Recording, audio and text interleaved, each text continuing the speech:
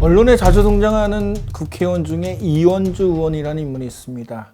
이원주 의원을 가리켜 보수의 여전사라는 말도 있지만 배신의 아이콘이라고도 부릅니다. 이원주 의원을 철새 정치인이라 말하기도 합니다. 왜 이원주 의원은 배신자, 철새 정치인이라는 말을 들을까요?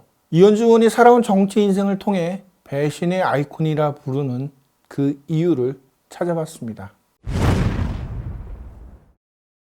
보수의 여전사라고 불리우는 이원주 의원의 정치 시작은 의외로 민주당이었습니다. 이후 국민의당, 바른미래당으로 당적을 옮겼고 현재는 탈당의 무소속입니다. 이원주 의원은 자신은 민주당에서 정치를 시작했지만 좌파는 아니라고 주장합니다. 그렇다면 왜 2012년에 새누리당에 입당하지 않고 민주당으로 갔을까요? 2012년 19대 총선은 MB 심판론으로 새누리당이 패배한다는 예측이 지배적이었습니다. 당시 새누리당 내부는 친박, 친이계의 공천 전쟁이 벌어지면서 신인 정치인들은 명함도 내밀지 못하던 혼란의 시기였습니다. 이에 반해 민주당에서는 지지 기반을 확대하겠다며 전문직 여성들에게 손을 내밀었고 여성에 한해 지역구 전략공천 15%라는 혜택이 주어졌습니다. 정치 신인이었던 이원주 입장에서는 금배지를 달 수 있는 절호의 찬스였던 셈입니다. 민주당은 이원주 의원이 당선되자 원내대변인, 정책위 부의장 등의 주요 핵심 당직을 맡기는 등 차세대 여성 정치인이라며 적극적으로 밀어주기도 했습니다. 좌파도 진보 성향도 아니었지만 민주당을 선택했던 이원주 의원을 보면 이념보다는 당장의 금배지가 목적이었던 정치인이라고도 볼 수 있었습니다.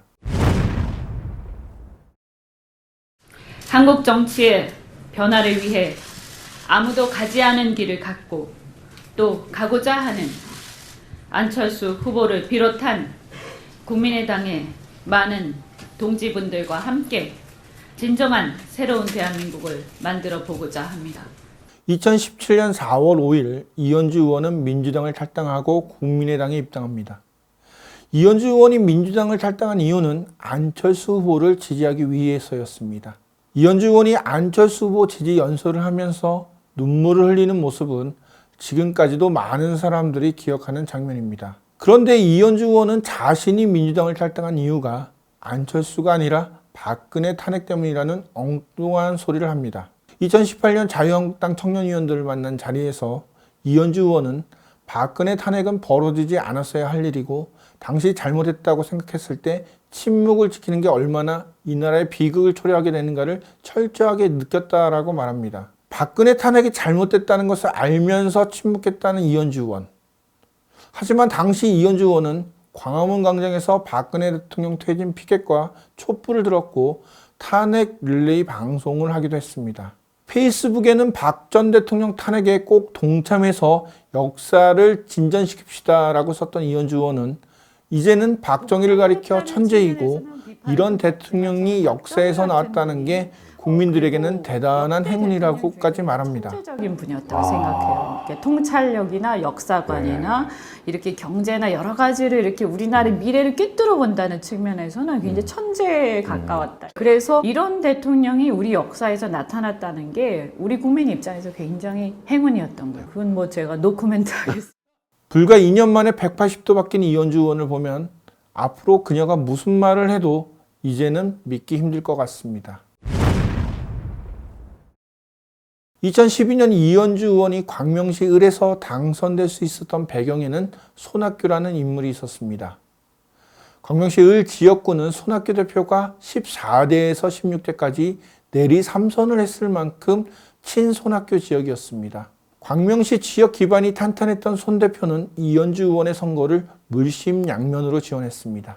이원주 의원은 손학규 마케팅을 적극 활용했고 이 덕분에 현지 국회의원이자 보건복지부 장관까지 지냈던 막강한 새누리당 전재희 후보를 꺾고 당선될 수 있었습니다. 이랬던 이원주 의원은 2019년 유튜브 채널 고성국TV에 출연해 손학규 대표를 가리켜 찌질하다, 벽창호를 하며 막말을 쏟아냈습니다. 국회의원 배지를 달 수 있게 만들어준 1등 공신을 향해 찌질하다고 말하는 이원주 의원을 보면 달면 삼키고 쓰면 뱉는 이기적인 태도를 엿볼 수 있었습니다.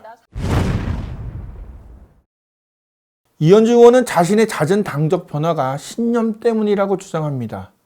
그런데 당시 상황을 제대로 분석해보면 꼭 그렇다고 보기는 어렵습니다. 이현주 의원은 민주당에서 국민의당, 바른미래당으로 당을 옮긴 것뿐만 아니라 계파도 여러 번 바꾸었습니다. 손학규 지지 기반인 지역에서 출마할 때는 손학규계, 김종인 비대위 체계에서는 김종인계, 안철수가 대선 후보로 나올 때는 안철수계였습니다. 특이한 점은 자신을 도와주거나 협력할 때는 계파였지만 나오면 그들을 향해 막말을 하고 철저하게 대립하는 모습까지도 보였습니다. 2019년 4월 23일 이현주 의원은 바른미래당 탈당을 선언합니다.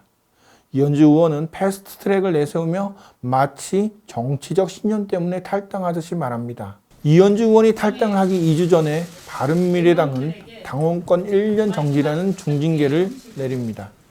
당시 사유는 정치적 신념이 아니라 막말 때문이었습니다. 당원권 정지 징계로 이현주 의원은 2020년 총선에서 바른미래당 소속으로는 출마가 불가능해졌습니다. 언론에서는 이현주 의원이 자유한국당 김무성 의원이 출마 포기를 선언한 부산 영도구 지역을 노리고 있다는 말도 나오고 있습니다.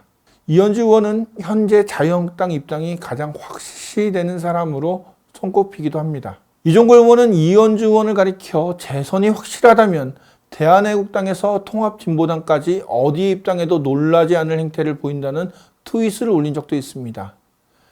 이런 정황을 종합해보면 이현주 의원의 탈당은 패스트트랙이나 정치적 신념 때문이 아닌 총선 출마로 해석될 수 있습니다. 아줌마들이 근데 그냥 동네 아줌마거든요, 그냥. 사실 옛날 같으면 그냥 아줌마들 이렇게 해가지고 조금만 교육시켜서 시키면 되는 거예요. 그래서 그냥 돈 좀 주고 이렇게 하면 되는 건데, 솔직히 말해서 그 조리사라는 게 아무것도 아니거든. 그냥 어디 간호조무사보다도 더 못한 그냥 요양사 정도라고 보시면 돼요. 응?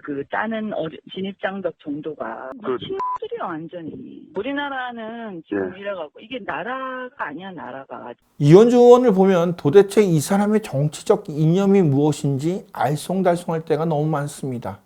또 언제 말이 바뀔지도 예측이 불가능합니다. 정치인이 당을 옮기거나 자신이 했던 말을 뒤집을 수는 있습니다.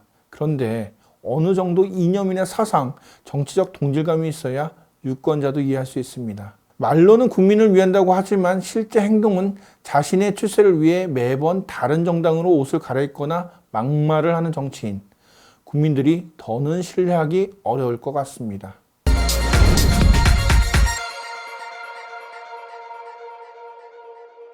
좋아요와 구독하기 부탁드리겠습니다.